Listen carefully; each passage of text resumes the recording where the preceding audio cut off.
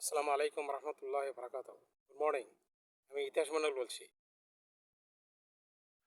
বর্তমানে কিন্তু ইউনূস সরকারের প্রথম বর্ষের দ্বিতীয় অধ্যায় শুরু হলো, অর্থাৎ দ্বিতীয় 6 মাস। প্রথম 6 মাস তো সমালোচনার ঊর্ধ্বে, এত জঘন্য এবং দুঃখজনক পরিস্থিতি আর হয় নাই। আমাদের আশা আকাঙ্ক্ষা সম্পূর্ণ বিপরীতে। পরবর্তী এই 6 মাস নিয়ে আমরা আশাহত হব না, আশাহত হতে চাই না। আমি দৃঢ়ভাবে বিশ্বাস করি আমাদের যদি ঐক্য ধরে থাকা, আমাদের যদি ঐক্য ধরে রাখতে পারি, তাহলে আমরা ইনশাল্লাহ ঘুরে দাঁড়াবো। এখানে শুধু আমি একটাই ল্যাকিং দেখি, অনেক কটা। আমি আনাসের মায়ের দৃষ্টান্ত দিয়ে বলবো, দেখুন আনাসের মা বলেছেন যে ছেলে রক্তের বিনিময়ে হলেও দেশটা ভালো থাকুক, ভালো চলুক। আমার একটাই অনুরোধ, সেটাই সবার জন্য আহ্বান, যে আসলে আমরা সবাই তাই মনে চাই যে দেশটা ভালো থাকুক। যে যার যে যার যার জায়গায় যার জায়গায় দাঁড়িয়ে আমরা আমাদের কর্তব্য পালন করি, ইনশাল্লাহ দেশ ভালো চলবে।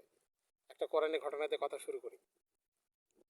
সূরা ইউসুফে হযরত ইউসুফ আলাইহিস সালাম ওনার গায়ের জামা ওনার ভাই দিক দিয়ে বললেন যে এই জামাটা নিয়ে বাবার চোখের উপর রাখলে বাবা দৃষ্টিশক্তি ফিরে পাবেন। ওনার ভাই দেখবে যখন বিদায়, ওনার ভাইয়েরা যখন রাজপ্রাসাদ থেকে রওনা হলেন, তখন ওনার বাবা ইয়াকুব আল ইসলাম উনি দূরে ছিলেন, অর্থাৎ অন্য প্রদেশে ছিলেন। উনি বললেন, তোমরা যদি আমাকে অপকৃতস্থ না ভাবো, তাহলে আমি বলি যে ইউসুফের ঘ্রাণ পাইতেছি।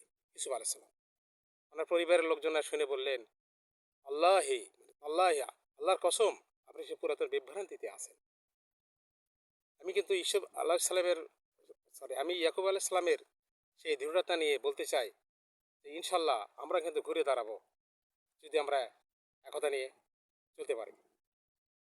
পরবর্তীতে আর একটা হাদিসের কথা বলবো, সেটা হলো কিয়ামতের মাঠে যখন সমস্ত মানবমণ্ডলী এক জায়গায় হবে, বিচার কার্য শুরু হওয়ার আগেই কিছু আলিমকে উল্টো করে দোজখে নিক্ষেপ করা হবে। আমরা হাদিসের দলিল চাই না, এটা আমার শোনা কথা। তখন তারা আশ্চর্য হয়ে যাবে, কাফের মুশরিক মুনাফিকদের আগে তাদের কেন দোজখে ফেলানো হচ্ছে? কারণ তারা দুনিয়াদারিতে বিখ্যাত আলেম ছিলেন, তারা দুনিয়াদারি নিয়ে ব্যস্ত ছিলেন, এ তাদের সাজা হইতেছে। সেই পরিপ্রেক্ষিতে আমি বলতে চাই, আমাদের বর্তমান যারা সরকার চালাতেছে ব্যর্থভাবে এবং খুবই অপদার্থের মতন, তাদেরও কিন্তু বিচারটা হবে শেখ হাসিনাগং এবং আওয়ামী লীগের আগে।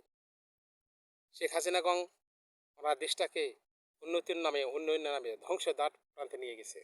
সেখান থেকে আমাদের ঘুরে দাঁড়ানোর কথা, কিন্তু এই অপদার্থদের হাতে পড়ে দেশটা কিন্তু আবার সেই অন্ধকারের দিকে চলছে।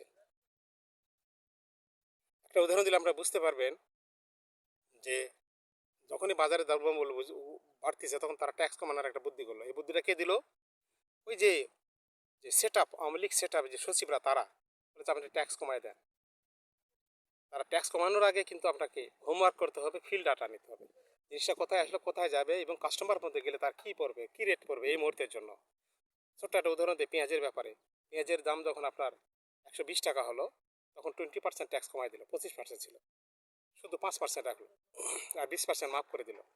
এর দাম হওয়ার কথা ছিল 96 টাকা, কিন্তু বাজারে সেটা 140-এর উপরে গেল। অর্থাৎ 40 প্লাসে 4, 20 টাকা কমানোর কথা, সেখানে 44 টাকা বেড়ে গেল। এই যে ব্যর্থতা, প্রতিটা ক্ষেত্রে মানুষ কিন্তু তাদের কাছ থেকে ঘর বাড়ি দালান করা কিছু চায়নি, শুধু আইন শৃঙ্খলার পরিস্থিতি উন্নতি হবে এবং জিনিসপত্রের দাম কমে যাবে, যেটা খুবই খুবই নিয়ন্ত্রণ করা সহজ ছিল। আজকে আমি আরেকটা বিষয় নিয়ে কথা বলি, সেটা হলো ব্যাংক লোন নিয়ে। সেটা যে আওয়ামী লীগ সরকার যে খেলা খেলছে প্রতিটা সেক্টর নিয়ে, সেটা পর্যায়ে পরপর বলবো ইনশাল্লাহ। আপনারা যদি বিরক্ত না হয় আমার সঙ্গে থাকবেন। ব্যাংক লোন দেখেন, আগে ছিল 2009 সালে 3 লাখ কোটি টাকা, আর খেলাপি ছিল আপনার 22,481 কোটি টাকা।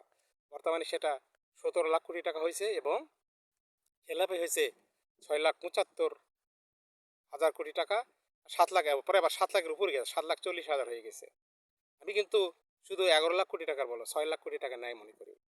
সো আগে যে 3 লাখ কোটি টাকা ছিল, তার সঙ্গে 8 যোগ করলে 11 লাখ কোটি টাকা। এই 11 লাখ কোটি টাকা নাড়াচাড়া করলে যেটা হতো, সেটা আমি আপনাকে বলবো, আপনারা আমার সঙ্গে জাস্ট যাচাই বাছাই করবেন। 2009 সালে আমাদের যেটা ছিল, রিজার্ভের গ্রোথটা ছিল পার ইয়ার 1.75, আমি 1.5 করে ধরতেছি। তাহলে 1.5 করে ধরলে 5 বছরে 5 দ্বারে 7.5 বা 8। আবার ওদিকে আপনার রেমিটেন্সও বাড়ছে। সো 8 বিলিয়ন পার ইয়ার পার 5 ইয়ার্স টার্মসে, এবং সেখানে আটের 3-এর সঙ্গে 11 লাখ যেহেতু আমি ধরতেছি, 8 লাখ বেশি, 8 লাখের জন্য 2.6 টাইম আসে। 2.6 টাইম ধরলে এটা আপনার 21 লাখ হয়। এটার আমি 20 লাখ ধরলাম, সরি 20 বিলিয়ন ধরলাম। এই 20 বিলিয়নকে 3 টাইমস করলে অর্থাৎ 9 থেকে 24 পর্যন্ত 3 × 1 = 60 বিলিয়ন হয় রিজার্ভ। এবং সেই রিজার্ভটা কত আসছে দেখেন, সিম্পল হিসাব। আর এক্সপোর্ট ছিল যখন, তখন আপনার 17.5 বিলিয়ন পার ইয়ার। সেটাকে আপনার এখন যদি তার 3 গুণ করেন, 3×7=51, বা 52 থেকে 60 বিলিয়ন ডলার হবে এই ইয়েটা, এক্সপোর্টটা। যারা এই অর্থনীতি নাড়াচাড়া করে তারা দেখুক যে এখন এক্সপোর্টটা কত হয়, 40-45 এর ভিতরে থাকে।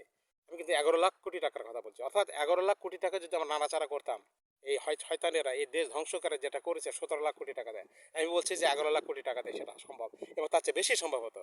রিজার্ভ যে কোথায় দাঁড়াইতো, আমি জানি না জিনিসটা আপনাদের বোঝাতে পারলাম কিনা, আপনারা একটু চিন্তা করবেন। পরবর্তীতে আমি বলবো যে এই 6 লাখ কোটি টাকা তো আমরা ব্যাংকেই রাখছি, আর ইন্টারেস্ট দিয়ে কী করা যায় সে ব্যাপারে আমি বিশদ বলবো ইনশাল্লাহ।